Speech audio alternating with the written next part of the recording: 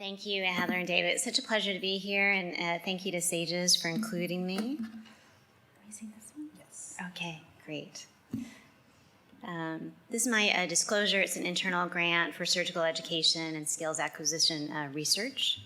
Not relevant to this talk, I don't think, although I will be talking about some education and benefit of globalism in our field. This is just a sample of what our patients might look like. And we still have so much to learn about differences in the patients that we treat that we aren't even considering in terms of differences in underrepresented groups, just because they're not included in studies for a large part. You know, under our surgeons' gloves and gowns, we pretty much look the same with all our garb on, but our patients don't. And so there's some importance in terms of thinking about this carefully and how there's some healthcare disparity in the work that we do.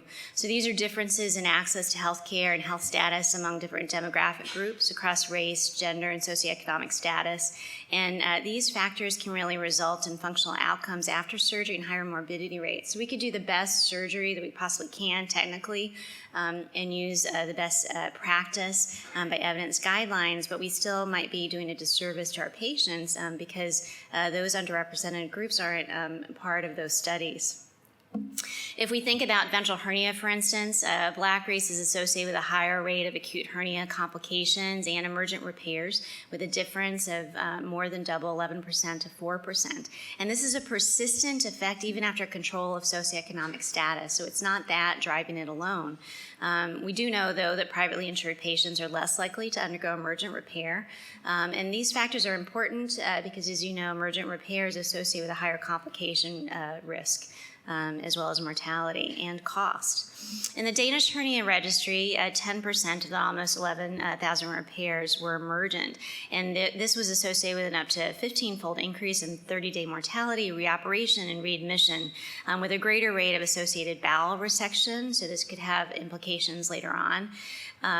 Those of the female sex, those who had primary occurrence and older age, were independent risk factors for emergent repair. There are some gender disparities in hernia repair, and we've studied this using the NSQIP database. Found that females are at greater risk. This was a database from the 2005 to 2015, and looking at adult patients with primary recurrent ventral hernia, excluding the emergent cases. So though we know that emergent cases in general are associated with higher complication risk, this is a study of elective repairs, and we're not doing that well. Females who underwent primary laparoscopic ventral hernia repair had a significantly increased rate of overall morbidity. Higher rate of superficial surgical site infection. You can see there the risk of, though the overall risk is low, it's still higher in this patient population.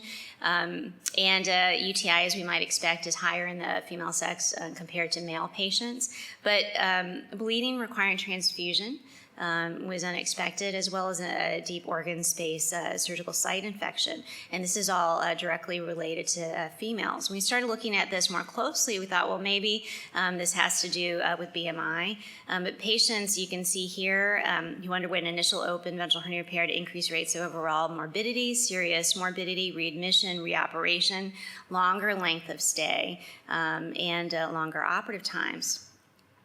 But it isn't just obesity, though the female patients were generally had higher BMI than males. But if you stratify this across the BMI categories, the risks remain, where there's poor outcomes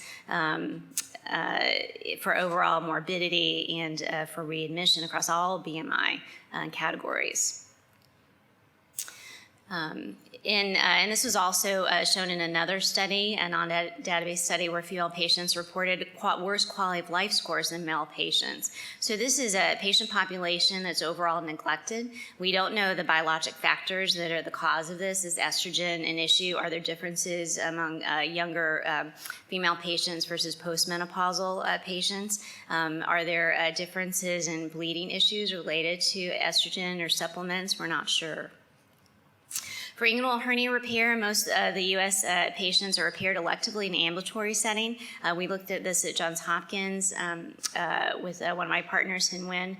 Emergent repairs associated with a higher rate of mortality, complications, hospital stay, and costs. And we found that Black race, Hispanic ethnicity, and self-pay or Medicaid insurance were predictors of emergency department utilization, not surprisingly, but inpatient repair. And this was associated with a higher mortality rate, and you can see that relative risk there of 1.67. A laparoscopic approach is recommended for bilateral inguinal hernias and recurrent hernias after primary anterior repairs and for female patients by the international guidelines, and it's associated with a lower rate of chronic groin pain and a shorter recovery. But there's a large patient population here where it's clearly indicated among our female patients who are less likely to receive laparoscopic repair, and also Black patients and Hispanic patients are less likely.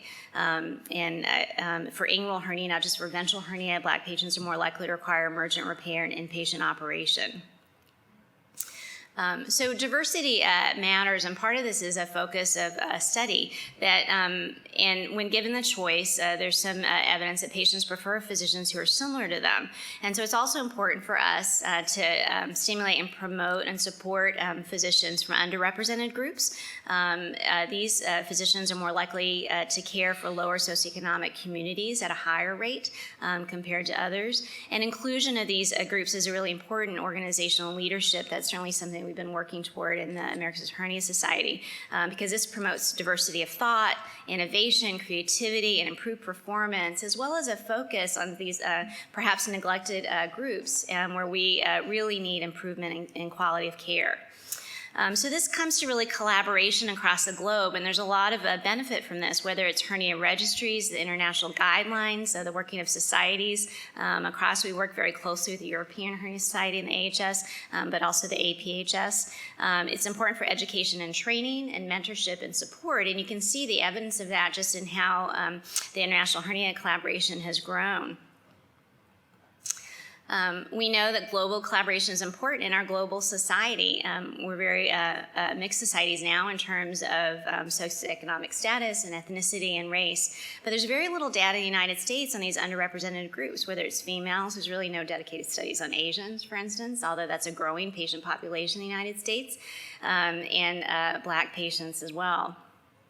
Hernia registries are going to be very important. This was some collaborative work internationally that looked at the core project, or the comparison of hernia registries. And while there were differences in the data collection and how these registries were set up, there was value in the data obtained, value of follow-up, and certainly compulsory registries such as the Danish hernia registry is very important. And it underlined also the importance of publicly funded patient registries as well, to try to mitigate bias that might be associated with industry funding.